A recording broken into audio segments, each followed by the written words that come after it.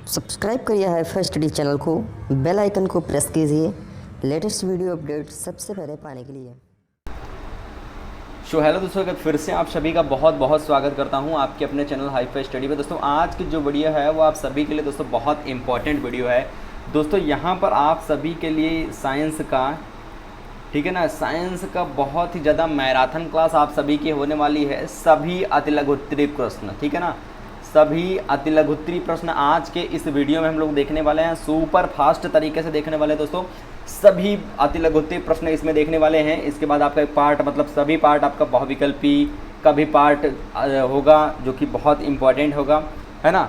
तो कहने का मतलब हमारा ये है कि एक वीडियो में सभी अतिलघुत्तरीय देख लेंगे। बाकी जो भी अगर कुछ भी बचता है आपका मटेरियल जो लगता है कि हाँ आपके एग्जाम के लिए इंपॉर्टेंट है, हालांकि इससे काफ़ी पहले वीडियो भी काफ़ी सारे दिए गए हैं, तो उन वीडियो को आप लोग जरूर से ज़रूर देखें।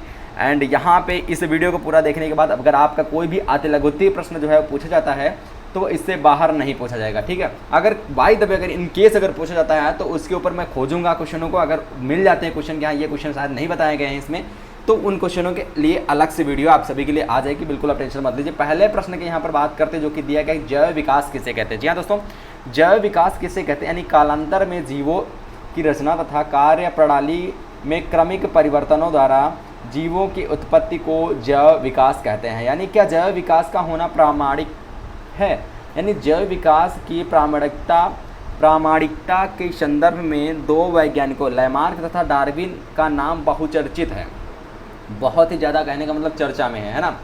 अब यहीं पर बात आती है दोस्तों यहाँ पर कि वर्ष 1744 में फ्रांस वैज्ञानिक लामार्क के विचारों को लामार्कवाद के नाम से जाना जाता है। और प्राकृतिक चयनवाद क्या होता है, प्राकृतिक चयनवाद क्या होता है, यानी जीवों की संततियाँ वातावरण में उपलब्ध भोजन, आवास एवं अन्य आवश्यकताओं के लिए संघर्ष करती रहती हैं और इस संघर्ष में वातावरणीय दशाओं के अनुसार उपयोगी जीव का चयन करती हैं, और इसे ही प्राकृतिक चयनवाद कहते हैं। इसे क्या कहते हैं सर, प्राकृतिक चयनवाद कहते हैं। यानी जैव विकास की पुष्टि में जीवों की संरचनात्मक समानताएं कौन सी हैं, तो उत्तर में आपको पहली संरचनात्मक संरचनाएं जो हो जाएंगी वो हो जाएंगी समरूप एवं समवृत्ति संरचनाएं और समजात संरचनाएं हो जाएंगी, ठीक है।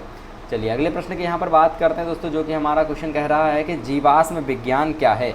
यानी अनेक ऐसे जीव जो लाखों हजारों वर्ष पहले जीवित थे परंतु अब नहीं उनके अवशेष चट्टानों में दबे मिलते हैं। ऐसे जीवाश्मों का अध्ययन ही जीवाश्म विज्ञान कहलाता है। बात करते हैं पारिस्थितिकी तंत्र क्या है, यानी कि हमारा पारिस्थितिकी तंत्र विभिन्न प्रकार के जीव जंतुओं एवं पेड़ पौधों से मिलकर बना है। संपूर्ण पृथ्वी एक पारिस्थितिकी तंत्र है। इसके अंतर्गत सभी जीव अपनी खाद्य प्राप्ति के लिए मूल उत्पादक तथा पौधों पर निर्भर हैं। यानी कि पारिस्थितिकी तंत्र की संरचना का आधार क्या है, तो पारिस्थितिकी तंत्र की संरचना का आधार है कि अजैविक घटक और एक आपका आ जाता है जैविक घटक, है ना। दो प्रकार के आ जाते हैं, पहला जैविक घटक और अजैविक घटक। अजैविक घटक किसे होते कहते हैं, यानी कार्बनिक, अकार्बनिक एवं जलवायु, ये अजैविक घटक के अंतर्गत आ जाते हैं। लेकिन जैविक घटक जो होते हैं वो हरे उत्पाद, हरे पौधे, उपभोक्ता तथा अपघटक एवं अपरदभोजी, है ना, ये आ जाते हैं। उसके बाद यहाँ पर खाद्य श्रृंखला से आपका क्या अभिप्राय है, यानी जीवों की श्रृंखला जो भोजन के आधार पर एक दूसरे से संबंधित हो, आहार या खाद्य श्रृंखला कहलाती है। उसके बाद हमारा होता है कि एक सरल खाद्य श्रृंखला के स्तर बताइए, तो एक सरल खाद्य श्रृंखला के 3 स्तर हैं, आपको पता होना चाहिए, उत्पादक, प्राथमिक उपभोक्ता और द्वितीयक उपभोक्ता। पहला उत्पादक, दूसरा प्राथमिक उपभोक्ता, उसको प्राथमिक कौन उपभोग करता है, द्वितीयक उपभोक्ता, उसके बाद क्या होता है, ठीक है। उसके बाद यहाँ पर आता है कि खाद्य जाल से क्या अभिप्राय है, यानी कोई किसी जीव एक से अधिक पोषक स्तरों से तथा अन्य श्रृंखलाओं से अपना भोजन तथा ऊर्जा प्राप्त करता हो, तो ऐसे परितंत्र को खाद्य जाल भी कहते हैं, यानी खाद्य श्रृंखला भी कहते हैं। अगला हो जाएगा यहाँ पर कि पारिस्थितिकी पिरामिड क्या है, यानी पारिस्थितिकी पिरामिड से हमारा आशय खाद्य कड़ी के प्रारंभिक स्तर पर जीवों की संख्या अधिक रहती है और कड़ी के अंत तक पहुँचते पहुँचते उपभोक्ताओं की संख्या कम होती जाती है। जैव विकास से संबंधित 3 वैज्ञानिकों के नाम लिखे, यानी कि जैव विकास से संबंधित 3 वैज्ञानिक कौन कौन से हो गए, Jean Baptiste D Lamarck, Charles Darwin एवं ह्यूगो डी ब्रीज 3 वैज्ञानिक हैं। जैव विकास के प्रमाण क्या हैं? जैव विकास के प्रमाण निम्न हैं। सबसे पहली बात करते हैं यहाँ पर कि जीवों यानी जीव जंतु व पौधे की तुलनात्मक शरीर रचना, शरीर क्रिया विज्ञान, आनुवांशिकी आदि। बात करते हैं यहाँ पर कि जैव विकास क्या है, यानी जैव विकास धीरे धीरे होने वाला वह क्रमिक परिवर्तन है ना। जैव विकास क्या है, इसके बारे में आपको डिटेल में पढ़ाया गया है, आप लोग प्लेलिस्ट में जाके देख सकते हो, है ना।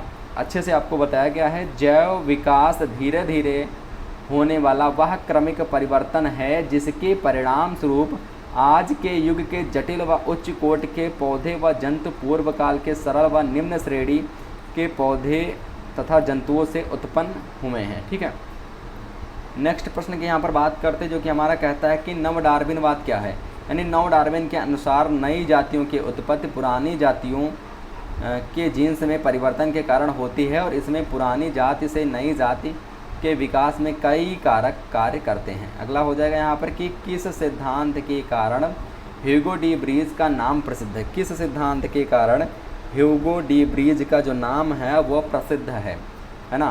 ह्यूगो डी ब्रीज का नाम प्रसिद्ध है, यानी कि उत्परिवर्तनवाद प्रस्तुत करने के कारण ह्यूगो डी ब्रीज का नाम प्रसिद्ध है।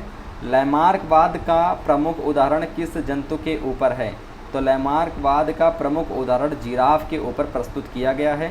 उत्परिवर्तन से आप क्या समझते हैं? तो हॉलैंड के वनस्पति वैज्ञानिक ह्यूगो डी ब्रीज, हॉलैंड के जो एक वनस्पति वैज्ञानिक जो थे, बहुत ही चर्चित थे, ये भी ह्यूगो डी ब्रीज का नाम आप लोगों ने सुना होगा, ने इवनिंग प्रीमरोज के पौधे की अनेक पीढ़ियों का अध्ययन करते समय देखा उन्होंने कि पौधों में कुछ ऐसे पौधे भी होते हैं जो जनक पौधों से काफ़ी भिन्न होते, जो उनके जनक होते हैं, जो उनके जनक पौधे होते हैं उनसे ये क्या होते हैं, काफ़ी भिन्न होते हैं और इतने भिन्न कि ये एक नई जाति के रूप में देखा जा सकता है। और लंबी अवधि तक इस प्रकार के अध्ययन के बाद डी ब्रीज ने सन 1901 में उत्परिवर्तन का सिद्धांत प्रस्तुत किया। 1901 में इन्होंने क्या प्रस्तुत किया था? उत्परिवर्तन का सिद्धांत प्रस्तुत किया। अगला हो जाएगा कि नई जातियों के उद्भव के सिद्धांत को किसने प्रतिपादित किया? नई जातियों की यहाँ पर बात की जा रही है, तो उनका प्रतिपादन किसने किया, यानी किसने प्रतिपादित किया? तो नई जातियों के उद्भव के सिद्धांत को ह्यूगो डी ब्रीज ने प्रतिपादित किया। डार्विनवाद तथा नव डार्विनवाद के सिद्धांत को किसने प्रतिपादित किया है? तो डार्विनवाद को चार्ल्स डार्विन तथा नव डार्विन को जूलियन हैक्सले ने प्रतिपादित किया है। डार्विनवाद की आलोचना को दृष्टिगत कीजिए। तो यहाँ पर बात करते हैं डार्विनवाद से जुड़ी कुछ विरोधात्मक आपत्तियाँ निम्न प्रकार हैं। पहले यहाँ पर आपत्ति हो जाएगी, डार्विन ने अवशेषीय अंगों की उपस्थिति पर कोई विशेष ध्यान नहीं दिया। दूसरा हो जाएगा, डार्विनवाद में विभिन्नताओं की उत्पत्ति तथा कारणों पर कोई विशेष ध्यान नहीं दिया, है ना। दूसरा हो जाएगा यहाँ पर कि समस्या इस बात की थी कि जिनकी वंशानुगति होती थी वे एक पीढ़ी से दूसरी पीढ़ी में किस प्रकार पहुँचती हैं। उसके बाद खनिज क्या है? सबसे इम्पोर्टेंट आपका यहाँ पर टॉपिक ये बनता है कि खनिज क्या है। काफ़ी बार ये क्वेश्चन दोस्तों पूछा जाता है कि खनिज क्या है, खनिज किसे कहते हैं। तो भूप्रकृति में प्राकृतिक रूप से पाए जाने वाले अकार्बनिक तत्व तथा यौगिकों को खनिज कहते हैं। खनिज कहाँ पाए जाते हैं? तो खनिज पृथ्वी के तल पर, भूप्रकृति में तथा समुद्र में पाए जाते हैं। बात करते हैं यहाँ पर कि अयस्क किसे कहते हैं? तो ऐसे खनिज जिनसे धातु का निष्कर्षण अधिक मात्रा में सरलता से एवं कम लागत में हो जाता है, अयस्क यानी ओट कहलाते हैं। उसके बाद हमारा यहाँ पर आता है कि निम्न धातुओं के अयस्क का नामोल्लेख कीजिए। तो लोहा हो गया, तांबा, सोना, एल्यूमिनियम तथा कैल्शियम। धातु का नाम एक तरफ हो गया और एक तरफ अयस्क का नाम हो गया। लोहा क्या होता है? हेमेटाइट होता है। तांबा हमारा कॉपर पायराइट होता है। सोना मुक्त अवस्था में एल्यूमिनियम बॉक्साइड और कैल्शियम हमारा चूना पत्थर। उसी के बाद हमारा होता है कि निम्न आधात्विक खनिजों के प्राप्ति स्थान का नामोल्लेख कीजिए। जैसे कि आपका अभ्रक हो गया, बहुमूल्य पत्थर हो गया, पेट्रोलियम हो गया, कोयला हो गया। तो इनका प्राप्ति स्थान यानी आधात्विक खनिज जो होते हैं अभ्रक, वो कहाँ पाया जाता है? इसका प्राप्ति स्थान बिहार, उड़ीसा, तमिलनाडु और राजस्थान में पाया जाता है। बहुमूल्य पत्थर जो हैं वो सिर्फ और सिर्फ राजस्थान में पाए जाते हैं। पेट्रोलियम आपका गुजरात, असम, अरब सागर के तटीय क्षेत्र तथा कृष्णा, कावेरी तथा गोदावरी नदियों के मुहाने। कोयला आपका पश्चिम बंगाल, बिहार तथा तमिलनाडु, ये यहाँ पर प्राप्ति स्थान इनका हो जाता है। कभी कभी पूछ लिया जाता है कि सर जो है कोयला कहाँ पाया जाता है ना। तो कोयला आप इनमें से पश्चिम बंगाल अगर ऑप्शन में है तो ऑप्शन में लगा देंगे, इससे आपका ऑप्शनल वाले क्वेश्चन जो है वो भी बन जाते हैं। अगला हमारा हो जाता है कि अयस्क से धातु निष्कर्षण की विधियाँ लिखिए। तो यह विधियाँ हैं, पहली गुरुत्वीय पृथक्करण विधि, चुंबकीय पृथक्करण विधि एवं फेन प्लमन विधि। ये सभी विधियों को आप लोगों ने हाई स्कूल में पढ़ा होगा, ठीक है ना, आप इससे बहुत अच्छे तरीके से रूबरू हैं। अगला हो जाएगा अयस्क से प्राप्त अशुद्धियों के शोधन का, अशुद्ध धातुओं का शोधन कैसे किया जाता है। तो प्रगलन से प्राप्त धातु में अनेक अशुद्धियाँ मिली होती हैं और अशुद्धियाँ युक्त कुछ धातुओं को विद्युत अपघटन, जी हाँ दोस्तों, क्या कहते हैं, विद्युत अपघटनी विधि द्वारा शुद्ध किया जा सकता है। अगला हो जाएगा यहाँ पर कि विद्युत अपघट्य किसे कहते हैं, यानी एक बड़े टैंक में शोधित किए जाने वाले धातु के लवण का विलयन लेते हैं जिसे विद्युत अपघट्य कहते हैं। पिग आयरन किसे कहते हैं, जी हाँ दोस्तों, वात्या भट्ठी से प्राप्त लोहा पिग आयरन यानी कच्चा लोहा या ढलवा लोहा कहलाता है। वात्या भट्ठी से प्राप्त लोहे की यहाँ पर बात की जा रही है। अगला हमारा यहाँ पर क्वेश्चन दोस्तों बनता है कि इस्पात से क्या अभिप्राय है, यानी यह लोहे का एक दूसरा रूप है। इनमें Fe 98.8%, उसके बाद 99.8% कार्बन, 0.25 से 1.5 तथा शेष SiPmn, ठीक है ना, ये सभी अशुद्धियाँ पाई जाती हैं और इसका उपयोग नट बोल्ट बनाने में किया जाता है। इस्पात का प्रयोग लोहे का दूसरा रूप ही माना जाता है। तन्यता क्या है ना साथियों, तन्यता किसे कहते हैं, तन्यता क्या होता है। किसी भी प्रकार से अगर आपका ये क्वेश्चन जो है पूछा जाता है तो उम्मीद करते हैं कि कोई भी साथी ये इन क्वेश्चन को छोड़ के नहीं आएगा, क्योंकि तन्यता से आप अच्छे से रूबरू हैं। आप लोगों ने पिछली क्लासों में पिछली क्लासों का मतलब आप लोग हाई स्कूल इंटर में अच्छे से पढ़ा होगा साइंस। तन्यता क्या है, यानी धातुओं को खींचकर तार बनाया जाता है और धातुओं के तार के रूप में परिवर्तित करने के इस गुण को तन्यता कहते हैं। खिंचाव को क्या कहते हैं, तन्यता ही कहते हैं, ये समझ लीजिए आप लोग। चालकता क्या होती है, यानी सभी धातुएं विद्युत की सुचालक हैं और क्योंकि इनमें विद्युत प्रवाह संभव है, यही चालकता है। अगला हो जाएगा यहाँ पर कि धातुओं के संरक्षण से क्या अभिप्राय है, यानी कि धातु की सतह पर उसका यौगिक बनकर धातु की एक एक परत के रूप में उतरना या नष्ट होना धातु का संरक्षण कहलाता है। बात करते हैं यहाँ पर हम लोग कि मिश्र धातु किसे कहते हैं, यानी मिश्र धातु दो या दो से अधिक धातुओं या अधातु का समांगी मिश्रण है। खनिज एवं धातु से क्या समझते हैं, खनिज क्या होता है, यानी प्रकृति में पृथ्वी के अंदर वस्तुओं एवं उनके यौगिक जिस रूप में पाए जाते हैं उनको खनिज कहते हैं। धातु क्या होता है, यानी धातु ऊष्मा के सुचालक होती है और यह सामान्यतः कठोर होती है और प्रत्येक धातु की कठोरता अलग अलग होती है। मतलब ऐसा नहीं है कि सारी धातुएं एक तरह की कठोर होंगी, कुछ हल्की कठोर होंगी, कुछ ज़्यादा कठोर होंगी, कुछ बहुत ज़्यादा कठोर होती हैं, ठीक है। उसके बाद बात करते हैं यहाँ पर कि धातुओं के भौतिक गुणों का वर्णन कीजिए, यानी धातुओं के कुछ भौतिक गुण निम्नलिखित हैं। कौन कौन से हैं, यानी शुद्ध धातु, शुद्ध रूप में धातु की सतह चमकदार होती है और धातु के इस गुण धर्म को धात्विक चमक कहते हैं। उसके बाद हमारा होता है धातुएं सामान्यतः कठोर होती हैं, प्रत्येक धातु की कठोरता अलग अलग होती है।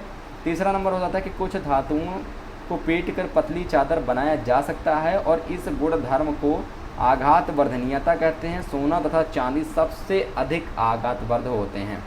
सबसे अधिक आघातवर्ध क्या होते हैं, सोना और चांदी होते हैं, क्योंकि इनको अधिक से अधिक पीट कर बनाया जाता है। धातुओं की सक्रियता श्रेणी को समझाइए। धातुओं के सक्रियता श्रेणी वह सूची है जिसमें धातुओं की क्रियाशीलता को अवरोही क्रम में व्यवस्थित किया जाता है। किस क्रम में सर, अवरोही क्रम में व्यवस्थित किया जाता है। अगला हमारा यहाँ पर क्वेश्चन हो जाएगा कि अयस्क क्या होते हैं, इनका वर्गीकरण प्रस्तुत कीजिए। तो सभी अयस्क खनिज होते हैं और प्रकृति में पाए जाने वाले अयस्कों को निम्न प्रकार वर्गीकृत किया जा सकता है। जैसे फर्स्ट नंबर आपका ऑक्सीकृत अयस्क हो गया, उसके बाद हैलाइड हो गया, सल्फेट, इसमें आपका ऑक्सीकृत में आपका सल्फेट, सिलिकेट और कार्बोनेट आ जाता है और हैलाइड में Ag, K, Mg, Na और Al, एल्यूमिनियम, ये सब आ जाते हैं, ठीक है। एल्यूमिनियम आपका ये सब आ जाता है। चलिए अगले प्रश्न पे यहाँ पर चलते हैं और देखते हैं यहाँ पर क्या कहता है कि धातु के निष्कर्षण से आप क्या समझते हैं। जी हाँ, धातु का निष्कर्षण क्या होता है, इसके निष्कर्षण से आप क्या समझते हैं। तो अयस्कों में से अशुद्धियों को अलग करके धातु को प्राप्त करना व उनका शुद्धिकरण शुद्धिकरण धातु का निष्कर्षण कहलाता है या निष्कर्षण कहा जाता है। चुंबकीय पृथक्करण विधि क्या होती है, यानी यह विधि उन अयस्कों के लिए प्रयोग की जाती है जिनमें अयस्क अथवा उसमें उपस्थित गैंग किसी एक प्रकृति लौह चुंबकीय होती है और इस विधि द्वारा सामान्यतः चुंबकीय और अनचुंबकीय प्रकृति के पदार्थों का पृथक्करण किया जाता है। अगला हो जाएगा प्रगलन क्या होता है, यानी प्रगलन धातु निष्कर्षण की एक विधि है और जल धातु निष्कर्षण विधि को समझाना है आपको। तो यह विधि इस सिद्धांत पर आधारित है कि अधिक वैद्युत धनात्मक तत्व कम वैद्युत धनात्मक तत्व को इसके विलयन से स्थापित कर देती है और इस विधि में सांद्रित अयस्क के विलयन की क्रिया उचित अभिकर्मक के साथ कराने पर कम सक्रिय धातु अवक्षेपित हो जाती है। अगला हो जाएगा यहाँ पर हमारा क्वेश्चन कि वैद्युत अपघटनी का नाम आप लोगों ने सुना होगा। वैद्युत अपघटनी विधि क्या होती है ना, यानी कि उच्च वैद्युत धनात्मक की धातुओं का निष्कर्षण उनके ऑक्साइड, हाइड्रोक्साइड, क्लोराइड इत्यादि के गलित अवस्था में वैद्युत अपघटन से किया जाता है, क्योंकि इनके यौगिकों का अपचयन सामान्य अपचयकों के द्वारा नहीं होता है। इनका वैद्युत अपघटन भी जलीय विलयन में नहीं किया जाता है, क्योंकि इन धातुओं के मानक ऑक्सीकारक विभव हाइड्रोजन के सापेक्ष बहुत अधिक धनात्मक होते हैं, इसलिए ये धातुएं अत्यधिक क्रियाशील होती हैं तथा जल से क्रिया भी करती हैं। ठीक है, प्रश्न नंबर हमारा अगला कहता है कि खनिजों का वर्गीकरण कितने वर्गों में किया जाता है। तो आपको पता होना चाहिए 3 वर्गों में किया जाता है। पहला धात्विक, अधात्विक और खनिज ईंधन। धात्विक, अधात्विक और खनिज ईंधन इस रूप में किया जाता है। अगला हो जाएगा हमारा फेन प्लमन विधि में किस तरह के अयस्कों का सांद्रण किया जाता है। किस तरह के अयस्कों का सांद्रण यहाँ पर किया जाता है, तो आपको पता होना चाहिए कि इस विधि में हल्के अयस्कों का सांद्रण जो है वो किया जाता है। मेंडलीव की आवर्त सारणी आप लोगों को पता होगा कि सामान्य लक्षण क्या हैं। तो मेंडलीव की आवर्त सारणी के सामान्य लक्षण निम्नलिखित है। पहला इसमें लक्षण आपका आ जाता है कि प्रत्येक आवर्त में तत्वों की व्यवस्था उनके बढ़ते परमाणु द्रव्यमानों के क्रम में है। दूसरा हो जाएगा कि एक ही समूह में स्थित तत्वों के गुणों में समानता होती है। तीसरा यहाँ पर हो जाएगा कि सारणी में रिक्त स्थान वाले तत्वों के गुणों को पहले ही बताया जा सकता है। चलिए दोस्तों अगले प्रश्न की ओर चलते हैं और देखते हैं यहाँ पर हमारा दूसरा प्रश्न जो है, यानी कि अगला प्रश्न हमारा क्या कह रहा है। वो ये कह रहा है दोस्तों यहाँ पर कि किसी वर्ग क्रमांक से क्या प्रदर्शित होता है। जी हाँ दोस्तों, किसी वर्ग क्रमांक से क्या प्रदर्शित होता है, तो मैं आपको बता दूं वर्ग क्रमांक से तत्वों की संख्या प्रदर्शित होती है। बात करते हैं यहाँ पर कि आवर्त सारणी के वर्गों की विशेषताएं क्या हैं। आवर्त सारणी के जो वर्ग होते हैं ना, उनकी विशेषताएं क्या है। तो उसमें से पहली विशेषता ये है कि एक ही उपवर्ग के तत्वों के गुणों में आपस में समानता होती है, परंतु उसी वर्ग के दूसरे उपवर्ग के तत्वों के गुणों में भिन्नता होती है। दूसरा इसका विशेषता क्या है, दूसरी विशेषता क्या है कि एक ही उपवर्ग में ऊपर से नीचे जाने पर तत्वों के भौतिक एवं रासायनिक गुणों में क्रमिक परिवर्तन होते हैं। ये हो जाता है इसका दूसरा गुण। ठीक है, दूसरा विशेषता। अब बात आती है यहाँ पर कि संशोधित आधुनिक आवर्त सारणी में कितने आवर्त होते हैं। तो संशोधित आधुनिक आवर्त सारणी में कुल 7 आवर्त होते हैं। अगला हो जाता है यहाँ पर हमारा कि अति लघु आवर्त में कितने तत्व होते हैं। तो अति लघु आवर्त में कितने तत्व होते हैं सर, 2 तत्व होते हैं। ठीक है, अपने आवर्त सारणी को डिटेल में तो पढ़ा ही होगा हाई स्कूल में, है ना, इंटर में भी आपने पढ़ा होगा। दीर्घ आवर्त में कितने तत्व होते हैं, तो इसके चौथे एवं 5वें आवर्त में 18 तत्व होते हैं। मेंडलीव की आवर्त सारणी के कोई 2 लाभ बताइए। तो इसमें से पहला लाभ हो जाता है कि सही परमाणु भार ज्ञात करने में सहायक होता है। क्या सहायक होता है, मेंडलीव की आवर्त सारणी। और नए तत्वों के खोज तथा अनुसंधान में भी सहायक होते हैं ये सारणी। मेंडलीव की आवर्त सारणी की कोई 3 दोष बताना है, मतलब हर चीज़ में दोष भी होते हैं, है ना। तो इनके 3 दोष बताना। पहला दोष ये होता है कि असमान तत्वों को एक साथ रखना। दूसरा होता है समान तत्वों को अलग अलग रखना। और तीसरा होता है यहाँ पर कि दुर्लभ मृदा तत्वों का स्थान। ठीक है ना, दुर्लभ मृदा तत्वों को स्थान। अगला हो जाता है यहाँ पर कि धातु तथा अधातु का आशय स्पष्ट करना है आपको। तो यहाँ पर धातु और अधातु में देख लेते हैं। यानी धातु क्या होता है, यानी कम विद्युत ऋणात्मकता वाले तत्व धातु होते हैं और अधातु क्या होते हैं, यानी अधिक विद्युत ऋणात्मकता वाले तत्व अधातु होते हैं। मेंडलीफ की आवर्त सारणी की यहाँ पर बात की जा रही दोस्तों कि मेंडलीफ की आवर्त सारणी में संशोधित किस वैज्ञानिक ने किया, तो मोसले ने इसको संशोधित किया, यानी इसमें संशोधन मोसले ने किया। सरल धारा किसे कहते हैं, है ना, तो एक अस्थायी धारा जो केवल एक ही दिशा में प्रवाहित होती है उसे सरल धारा यानी डायरेक्ट करंट कहते हैं। यथा जैसे कि इसमें आपका सेल आ जाता है, बैटरी से प्राप्त वैद्युत ऊर्जा आ जाती है, ये सब जो स्टोर किए होते हैं ये सब इसमें आ जाते हैं, है ना। बात करते हैं यहाँ पर वैद्युत धारा। वैद्युत धारा के स्रोत बताए, तो वैद्युत धारा के स्रोत निम्न है। सबसे पहला सेल आपका हो जाता है, चाहे वो छोटा सेल हो बड़ा सेल हो। जनित्र हो जाता है जिसको आप क्या कहते हैं, जनरेटर के नाम से जानते हैं, जनरेटर कहते हैं, है ना। अगला हमारा यहाँ पर हो जाता है कि वैद्युत वाहक बल किसे कहते हैं, तो एक वैद्युत सेल के संपूर्ण परिपथ में 1 कूलाम आवेश, कितने कूलाम आवेश सर, 1 कूलाम आवेश, जी हाँ 1 कूलाम आवेश प्रवाहित होने के लिए सेल से जो ऊर्जा प्राप्त होती है उसे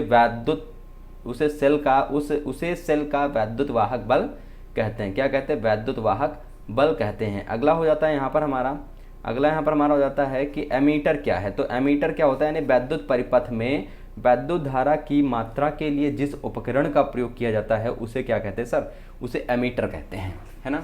वोल्ट मीटर क्या होता है, वोल्ट मीटर किसे कहते हैं, यानी चालक के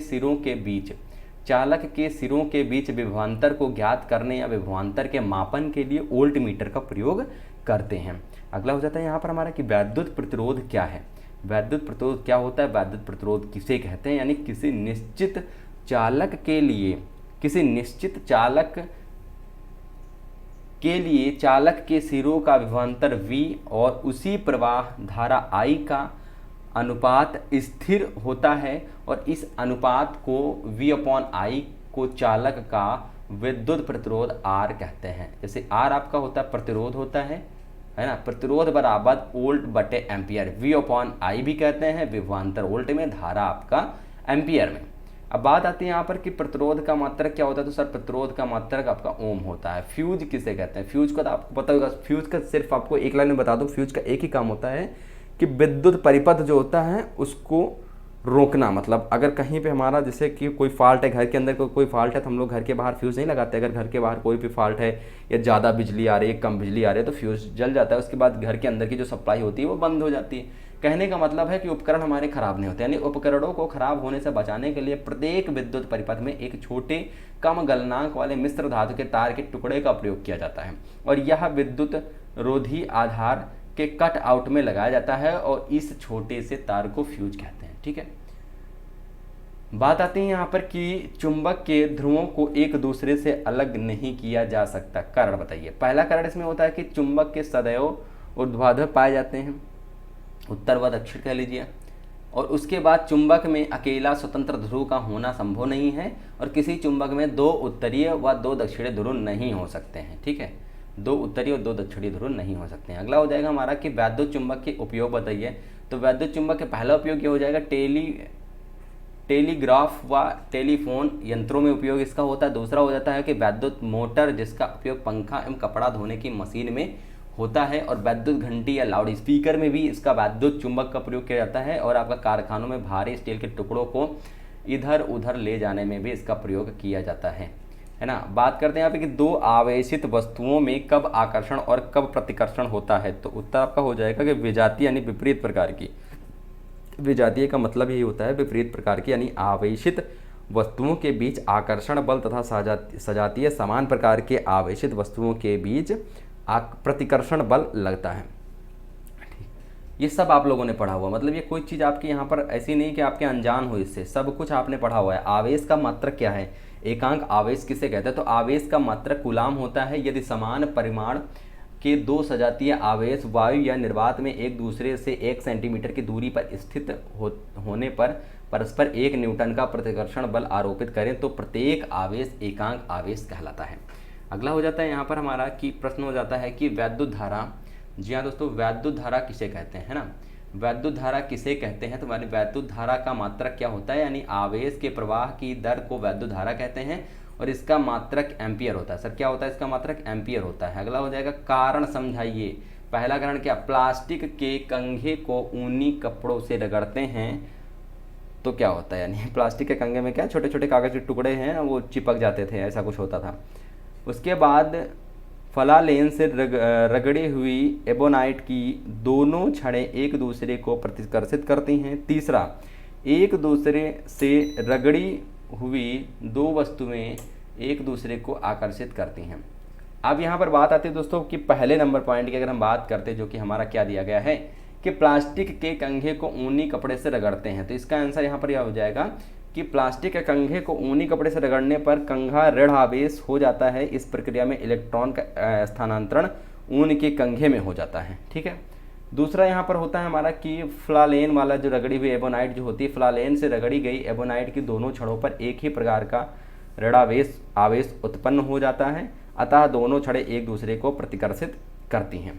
तीसरा हो जाता है यहाँ पर हमारे कि जब दो वस्तुओं को रगड़ा जाता है तो दोनों ही वस्तुएं समान रूप से विपरीत प्रकार के आवेशों से आवेशित हो जाती हैं, इसलिए दोनों वस्तुएं एक दूसरे को आकर्षित करती हैं। उसके बाद हमारा हो जाता है यहाँ पर कि वैद्युत धारा के कितने प्रकार होते हैं, तो वैद्युत धारा के सर दो प्रकार होते हैं, दृष्ट धारा और प्रत्यावर्ती धारा। वैद्युत धारा दो प्रकार के होते हैं। दंड चुंबक का आकार कैसा होता है, दंड चुंबक का आकार आयताकार होता है। उसके बाद नाल चुंबक का आकार कैसा होता है, तो नाल चुंबक का आकार अंग्रेजी के यू के आकार का होता है। ये आप लोगों ने चुंबक देखा भी होगा, अंग्रेजी के यू के आकार का चुंबक होता है ना, उसे नाल चुंबक कहते हैं। अगला हो जाएगा वैद्युत धारा की तीव्रता किस समय 1 एम्पियर होती है, तो वैद्युत धारा की तीव्रता जो होती है वो किसी परिपथ में जब कूलाम आवेश 1 सेकंड में प्रवाहित होता है तब उस परिपथ में प्रवाहित वैद्युत धारा की तीव्रता 1 एम्पियर होती है। लाल रुधिर कणिकाओं के कार्य क्या हैं या क्या कार्य हैं, तो लाल रुधिर कणिकाओं का नाम आप लोगों ने सुना होगा। लाल रुधिर कणिकाएं जो होती है वो ऑक्सीजन तथा कार्बन डाइऑक्साइड से बंध बनाकर उनका परिवहन करती हैं। लाल रुधिर कणिकाएं जिसे हम क्या कहते हैं, आरबीसी कहते हैं। अगला हो जाएगा हमारा यहाँ पर श्वेत रुधिर कणिकाओं का क्या होता है, जिसे हम क्या कहते हैं, श्वेत रुधिर कणिकाएं। ठीक है ना, यह कणिकाएं प्रतिरक्षा का कार्य करती हैं और शरीर में अशक्त तथा टूटी हुई कोशिकाओं का भक्षण कर रुधिर की सफाई भी करती हैं। क्या, आरबीसी नहीं सॉरी डब्ल्यूबीसी। ठीक है ना, श्वेत रुधिर कणिकाएं। अगला हो जाएगा हमारा कि रुधिर प्लेटलेट्स के क्या कार्य होते हैं, तो रुधिर प्लेटलेट्स रुधिर का थक्का बनने यानी रुधिर का धक्का यहाँ पर है, थक्का बनने में सहायता करती हैं तथा चोट लगने पर रक्त बहाव को नियंत्रण करती हैं। जैसे कि आपका कहीं पे कट गया है तो अगर आपके में प्लेटलेट्स जो है अगर कम होगा तो रक्त ज़्यादा देर में वो बंद होगा, है ना। किसी किसी के क्या होता है कि मतलब बहुत ही कम होता है तो रक्त स्रावित होता ही रहता है, फिर धीरे धीरे निकल ही जाता है पूरा खून। तो इसका एक मेन काम होता है कि रुधिर का थक्का बना देना, और रुधिर के जैसे ही वो खाल के ऊपर थक्का बन जाता है तो रुधिर आना बंद हो जाता है, जिससे जो स्रावित होता है बहाव होता है वो नियंत्रित हो जाता है। अगला यहाँ पर हमारा हो जाता है कि रुधिर प्लाज्मा। रुधिर प्लाज्मा किसे कहते हैं, जैसे कि हमें कोरोना में प्लाज्मा चढ़ रहा था, है ना, ऐसा कुछ।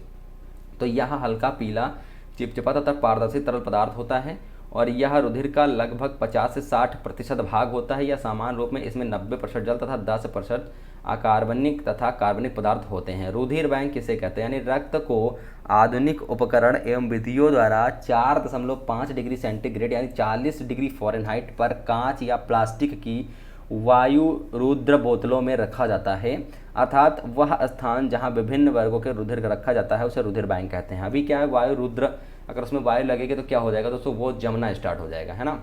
अब आगे बात करते हैं यहाँ पर कि रक्तदाब यानी बीपी किसे कहते हैं, यानी हृदय द्वारा रक्त निश्चित लय या क्रम में पंप किया जाता है ना, पंप किया जाता है, उसी को धक धक धक धक होता है ना, तो वो पंप कर रहा होता है ब्लड को। हृदय प्रकुंचन के समय यह दाब अधिक होता है तथा हृदय में शिथिलन के समय कम होता है। स्वस्थ मनुष्य का दाब यानी बीपी जिसे कहते हैं 120/80 mmHg होता है और इसे दाबांतर मापी द्वारा मापा जाता है ना। अगला हो जाएगा हमारा यहाँ पर कि रक्त की संरचना बताइए। तो रक्त की संरचना 2 तत्वों से सम्मिलित होती हैं। पहली यहाँ पर हो जाएगी रक्त कणिकाएं, दूसरी रुधिर प्लाज्मा। रक्त वर्ग की जानकारी करने के कोई 2 लाभ बताइए। तो रुधिर वर्ग की जानकारी के लिए यहाँ पर 2 लाभ कौन कौन से हो जाएंगे। पहला हो जाएगा यहाँ पर कि मरीज को यदि गलत वर्ग का रुधिर दे दिया जाए तो उसके रक्त में अभिलेषण क्रिया होने से मृत्यु हो जाएगी। अभी आपको पता है जैसे ब्लड ग्रुप है ना ओ है तो उसको ओ ही दिया जा सकता है, ओ पॉजिटिव है तो ओ पॉजिटिव ही दिया जा सकता है। अभी उसको बी चढ़ा दोगे तो वो क्या हो जाएगा, वहाँ पर उसकी मृत्यु भी हो सकती है, मृत्यु हो ही जाएगी अभिलेषण की क्रिया के कारण। और चिकित्सा कानून के मुकदमों को में न्यायालयों की बहुत ही सहायता मिलती है और इसकी सहायता से पैतृक झगड़े आसानी से निपटाए जा सकते हैं। अगला हो जाएगा यहाँ पर कि शरीर में रुधिर का महत्व बताइए। तो शरीर समस्त कशेरुकी प्राणियों के शरीर में चलने वाली जैविक क्रियाओं के नियमन से रुधिर का सबसे महत्वपूर्ण योगदान होता है। यानी कि रुधिर शरीर की प्रत्येक कोशिका को तरह तरह के पदार्थ घुलित अवस्था में पहुंचाता है। रक्त वाहिनियों में शरीर की नलिका विहीन ग्रंथियों में उत्पन्न रस जिसे हार्मोन्स कहते हैं भी सीधे आते हैं। उनका परिवहन रक्त के माध्यम से होता है तथा शारीरिक नियंत्रण बना रहता है। ठीक है ना, ये होता है रक्त का महत्व। अगला हमारा हो जाता है यहाँ पर कि मनुष्य के रक्त को जमने में कितना समय लगता है। तो मनुष्य के रक्त को जमने में 4 से 8 मिनट का समय लगता है। अगला हो जाएगा यहाँ पर हमारा क्वेश्चन ये कहता है दोस्तों यहाँ पर कि श्वेत रक्त कणिकाओं का जीवन काल कितना होता है। तो 1 से 4 दिन तक होता है। श्वेत रक्त कणिकाओं का जीवन काल 1 से 4 दिन तक होता है। अगला हो जाएगा यहाँ पर कि रक्त वर्ग की पहचान सर्वप्रथम किस वैज्ञानिक ने की थी। तो रक्त वर्ग की पहचान सर्वप्रथम कार्ल लैंडस्टीनर 1868-1943 ने की थी, है ना। कार्ल लैंडस्टीनर, इनकी जो मृत्यु थी, जन्म उनका ये लिखा हुआ है, मृत्यु भी लिखी हुई उनकी। ठीक है, अगर कभी पूछ लिया जाता है तो आप आराम से आप इसको याद कर सकते हो। रक्त की कमी एवं संक्रमण से कौन से रोग होते हैं बताइए। तो यहाँ पर रक्त की कमी या रक्त में असामान्यता होने पर कुछ रोग होता है, जैसे एनीमिया, उसके बाद पॉलीसाइथीनिया आदि होते हैं। इस प्रकार रुधिर संक्रमण से होने वाले कुछ रोग होते हैं, जैसे हेपेटाइटिस बी सबसे खतरनाक होता है सर। हेपेटाइटिस बी और एड्स आदि होते हैं।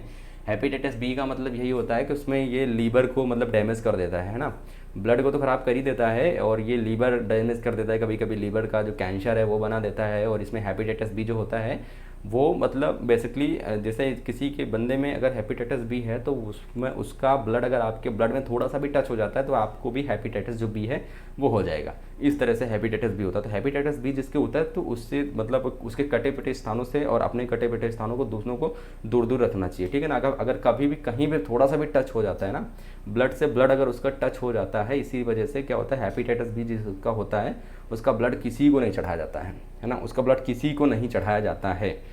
और यहाँ पे मतलब अगर उसको है हेपेटाइटिस बी तो आपको भी हो सकता है और आपको बीमारी हो सकती है। हेपेटाइटिस बी अगर है तो मोस्टली हेपेटाइटिस बी वाला जो है इंसान होता है, अगर उसका इलाज मतलब जैसे शुरुआती के दिनों में नहीं हो पाता है तो उसकी मृत्यु बस यार 4 से 5 साल या स्टार्टिंग होता है, अगर मान लीजिए तो 4 से 5 साल में मतलब काम खत्म हो जाता है उसका, है ना। बहुत ही खतरनाक होता है। अगला हो जाता है हमारे यहाँ पर हेपेटाइटिस बी और एड्स। लौहहीन रक्त अल्पता के परिणाम बताइए। यानी महिलाओं में रोग के परिणाम स्वरूप बार बार गर्भपात एवं बिना अधिक अंतर के कई बच्चे पैदा होना महिलाओं के लिए घातक सिद्ध हो सकता है। खून की कमी वाले बच्चे सामान्य बच्चे की अपेक्षा कम सक्रिय होते हैं। यदि खून की कमी का रूप गंभीर हो तो चेहरे पर पाँव में क्या होता है, सूजन भी आ सकती है।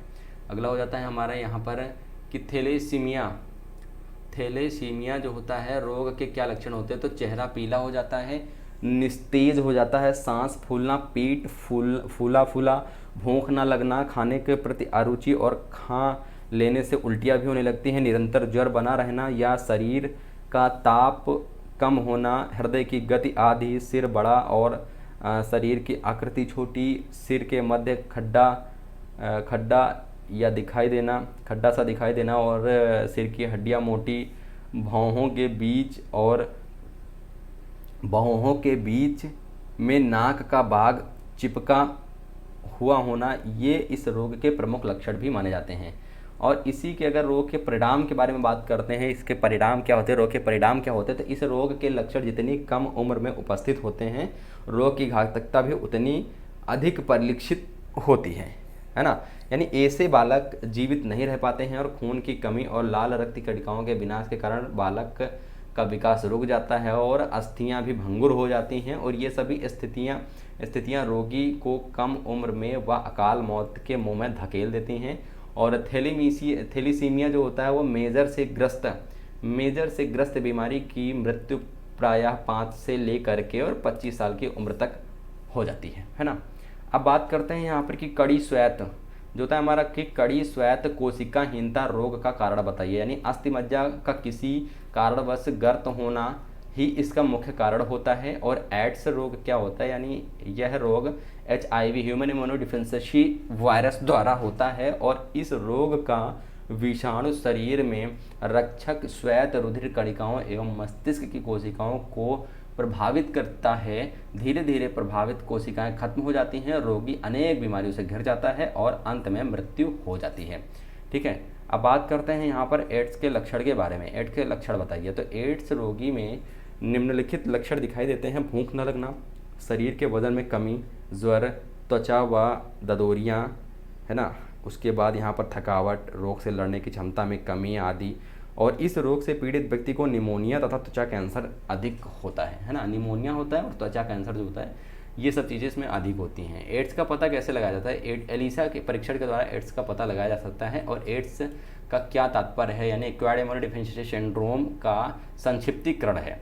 HIV की रोग जनकता पर टिप्पणी लिखी है। तो HIV की लक्ष्य कोशिकाएं मुख्यतः T4 लिम्फोसाइट होती हैं, अर्थात HIV के रूप में T4 लिम्फोसाइट का आक्रमण करता है और इन T4 लिम्फोसाइट में पहुंचने के बाद वायरस को आवरण तथा प्रोटीन खोल का अपघटन हो जाता है और इसके बाद वायरस की प्रतिवर्ती ट्रांसक्रिप्टेज एंजाइम इसके RNA सूत्र का DNA के सूत्र में परिवर्तन प्रेरित करता है। अब यही एंजाइम DNA के सूत्र का द्विसूत्रीय DNA अणु में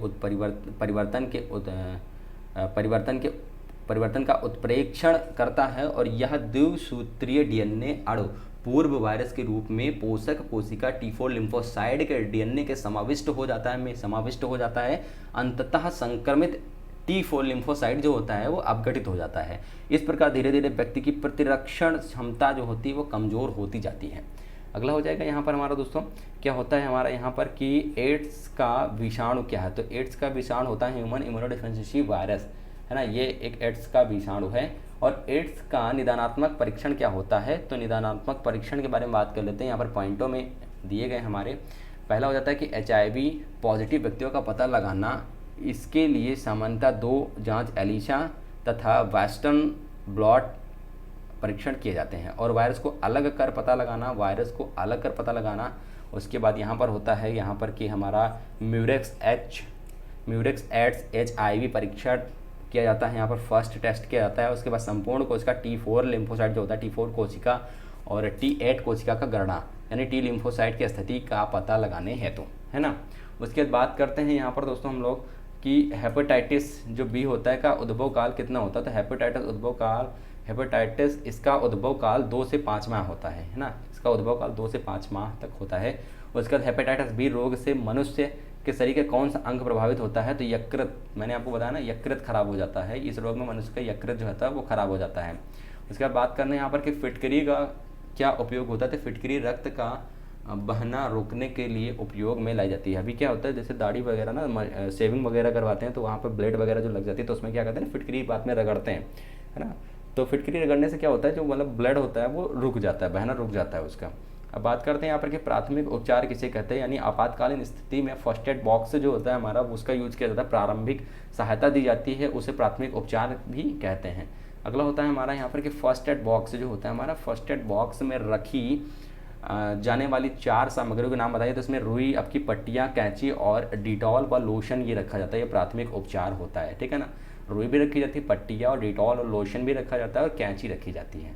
अगला हमारा यहाँ पर हो जाएगा कि सुरक्षा से आपका क्या आशय बताइए। तो सुरक्षा का सीधा अर्थ बचाव से होता है, यानी जब व्यक्ति को किसी व्यक्ति या किसी अन्य चीज़ से डर या खतरा या असावधानी महसूस होती है तो वह उससे अपने आप को सुरक्षित करने के हर संभव प्रयत्न करता है और यही प्रयत्न सुरक्षा को परिभाषित करते हैं या उसके अर्थ को समझते हैं। फर्स्ट एड बॉक्स किसे कहते हैं? जी हाँ दोस्तों, बहुत ही इंपॉर्टेंट क्वेश्चन है आप सभी के लिए। फर्स्ट एड बॉक्स किसे कहते हैं, यानी आपातकालीन स्थिति में उपचार के लिए जिस डिब्बे में आवश्यक वस्तुओं को रखा जाता है उसे फर्स्ट एड बॉक्स कहते हैं। अभी मैंने आपको ऊपर बताया। अभी बात आती है यहाँ पर दोस्तों कि प्राथमिक उपचार के 2 सिद्धांत बताओ। तो सबसे पहले यहाँ पर हो जाता है, सबसे पहले पीड़ित की श्वास वापस लाने का प्रयत्न करना चाहिए यदि अवरुद्ध हो तो। ऐसा नहीं कि उसको सांस आ रही है तो उसके बाद भी उसी में जुटे पड़े हो सांस लाने में लिए।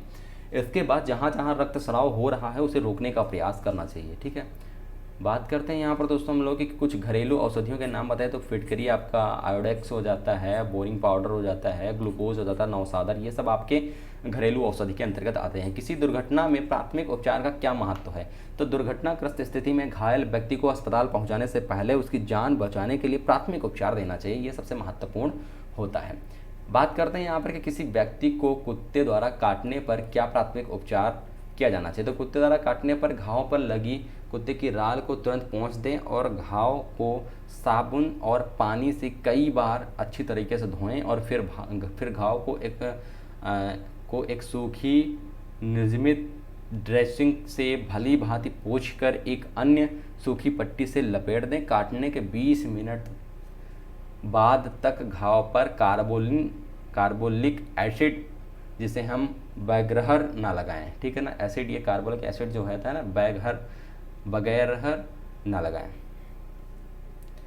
और मरीज को इलाज के लिए अस्पताल में ले जाएं। उसके बाद यहाँ पर मिर्गी का दौरा पड़ने पर व्यक्ति का प्राथमिक उपचार क्या होना चाहिए, ठीक है ना। इसमें प्राथमिक उपचार काफ़ी सारे होने चाहिए, जैसे कि आपका इसमें एक तो आ जाता है आपका कि मुंह से निकलने वाला झाग पोंछना चाहिए, क्योंकि इसमें झाग भी निकलता है। और हाथ पैर झटकने की दिशा में ध्यान रखें कि किसी चीज़ या उसका अंग जख्मी ना होने पाए। और उसके बाद यहाँ पर हो जाता है कि अगर उसके मुख में नकली दांत हों, अगर उसके मुंह में नकली दांत हो तो उसे निकालने का संभव करना चाहिए, संभव हो तो निकाल लें। और हालांकि यह असंभव भी हो सकता है क्योंकि वह अपने जबड़े कसे रखता है और बलपूर्वक निकालना उचित नहीं है। चौथा नंबर यहाँ पर हो जाता है कि पास की खतरनाक वस्तुओं जैसे आग, पानी तथा चलती मशीन से बचाव रखना चाहिए और दौरा समाप्त होने के बाद व्यक्ति को करवट से लिटाना चाहिए। अगला हमारा 2016 में क्वेश्चन पूछा भी गया है ना, 2016 में क्वेश्चन पूछा भी गया, दृष्टि धारा किसे कहते हैं, लिखिए। तो दृष्टि धारा यानी जब जिस धारा की दिशा और माप में परिवर्तन नहीं होता है तो उसे दृष्टि धारा कहते हैं। उसके बाद सर्वाहारी जंतु किसे कहते हैं, यानी जो मांस व शाकाहारी दोनों प्रकार का भोजन कर ले उसे सर्वाहारी कहते हैं। मनुष्य भी आता है सर्वाहारी में शायद, है ना। अब बात करते हैं यहाँ पर अयस्क के संदरण के दौरान गुरुत्वीय पृथक्करण विधि द्वारा किस प्रकार की अशुद्धियों को दूर किया जा सकता है? तो यहाँ पर जिसका घनत्व तो उसकी अशुद्धियों को दूर किया जा सकता है। एड्स का पूरा नाम तो आपको बताया मैंने, ठीक है ना। चुंबकीय बल रेखाओं की दो प्रमुख विशेषताएं लिखिए। तो ये समांतर बल रेखाएं होती हैं और ये हमेशा N2S जाती हैं, नॉर्थ टू साउथ जाती हैं। अगला हो जाएगा यहाँ पर हमारा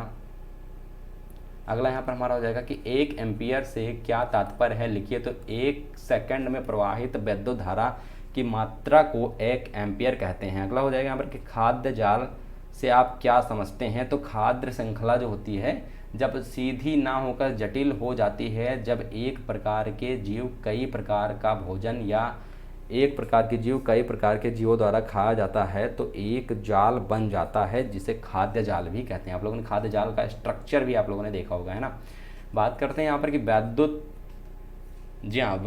के 2 सुचालक और 2 कुचालक पदार्थों के नाम लिखे। तो ये आपका 2018-17 दोनों बार पूछा गया क्वेश्चन है। तो वैद्युत के 2 सुचालक सोना, चांदी, तांबा, एल्यूमिनियम, और वैद्युत के 2 कुचालक रबड़, प्लास्टिक, लकड़ी सूखी, ठीक है ना, लकड़ी यहाँ पर सूखी। और यहाँ पर अगला हो जाएगा कि धातु गैल्वेनोकरण प्रक्रिया क्या होती है? धातु गैल्वेनोकरण प्रक्रिया क्या होती है, यानी कि जब लोहे की जंग से बचाव या लोहे की जंग से बचाने के लिए लोहे की चादर या अन्य पात्र को पिघले हुए जस्ते में डुबा देते हैं। सॉरी, यहाँ पर होगा पिछले हो गया, लेकिन पिघले हुए जस्ते में डुबा देते हैं, जिसके कारण लोहे पर जस्ते की पतली परत जम जाती है और इसे गैल्वेनीकरण कहते हैं। यानी कि जैसे आपको बता दें कि घरों पर छतें बनाने के लिए प्रयुक्त लोहे की चादरों और बाल्टियों और ड्रमों को संरक्षण से बचाने के लिए गैल्वेनीकरण किया जाता है ना। बात करते हैं यहाँ पर 2017 में पूछा गया कि वैद्युत ऋणात्मकता को परिभाषित करना है। तो किसी परमाणु का एक रासायनिक गुण है जो दर्शाता है कि वह परमाणु किसी सहसंयोजी आबंध में इलेक्ट्रॉनों को आकर्षित करने में कितना सक्षम है, और इसे एक्स से प्रदर्शित करते हैं। किससे सर प्रदर्शित करते हैं? एक्स से प्रदर्शित करते हैं। अगला हो जाएगा हेपेटाइटिस बी शरीर के किस अंग को प्रभावित करता है? तो ये आपको पता है यार, मैंने आपको बताया ना, लीवर को प्रभावित करता है। ये तो मैंने आपको पहले ही बता दिया। अभी हेपेटाइटिस बी के टीके भी आने लगे हैं, ठीक है ना। तो खनिज तथा अयस्क से क्या अभिप्राय है? तो खनिज ऐसे भौतिक पदार्थ हैं जो खान से खोद कर निकाले जाते हैं, जैसे लोहा, अभ्रक, कोयला, बॉक्साइट, जस्ता, चूना, पत्थर आदि। अयस्क क्या होते हैं? तो अयस्क उन शैलों को अयस्क यानी ओर कहते हैं जिनमें वे खनिज हों और उनमें कोई धातु अधिक महत्वपूर्ण तत्व हो। अयस्कों को खनन करके बाहर लाया जाता है, फिर इसका शुद्धिकरण करके महत्वपूर्ण तत्व प्राप्त किए जाते हैं। ठीक है, अगला हो जाएगा यहाँ पर हमारा यहाँ पर हो जाएगा यदि पृथ्वी के सभी पौधे समाप्त हो जाएं तो जंतु जगत पर क्या प्रभाव पड़ेगा? तो सभी पृथ्वी पर सभी पौधे समाप्त हो जाएंगे। खाद्य श्रृंखला में सभी पोषी स्तरों के जीवन में एक दूसरे के लिए निर्भर करते हैं, जो कि यदि किसी एक स्तर को नष्ट कर दिया जाए तो पूरी खाद्य श्रृंखला पर असर पड़ेगा, क्योंकि इससे खाद्य श्रृंखला में ऊर्जा का प्रवाह रुक जाएगा, है ना, या रुक जाता है। अगला हमारा हो जाएगा यहाँ पर दोस्तों, क्वेश्चन हमारा दिया गया है यहाँ पर कि वैद्युत धारा किसे कहते हैं, इसका मात्रक क्या होता है ना। वैद्युत धारा किसे कहते हैं, इसका मात्रक जो होता है वो क्या होता है? तो आवेश प्रवाह की दर या मात्रा को इलेक्ट्रॉनिक करंट यानी कि वैद्युत धारा कहते हैं और इसका मात्रक एम्पियर होता है। मानव में पाए जाने वाले किन्हीं 4 अवशेषीय अंगों के नाम लिखना है। तो अपेंडिक्स, साइरस, पूंछ की हड्डी, कान की मांसपेशी और नरों में निप्पल्स, ये होते हैं। ठीक है ना। तो उम्मीद करते हैं आज का सेशन आपको पसंद आया होगा, क्योंकि दोस्तों यहाँ पर साइंस के लगभग अतिलघुत्तरी सारे के सारे आपके मैराथन क्लास के थ्रू कंप्लीट कर दिए गए हैं। और अगर आपका कहीं पर से कोई भी टॉपिक अगर आपका बचता भी है तो उसे आपको नेक्स्ट वीडियो में कंप्लीट कर दिया जाएगा। तो इस वीडियो को आप लोग ज़्यादा से ज़्यादा शेयर कर दे तो दोस्त मित्रों के साथ। मिलते हैं नेक्स्ट वीडियो के साथ, तब तक के लिए जय हिंद, जय भारत, वंदे मातरम।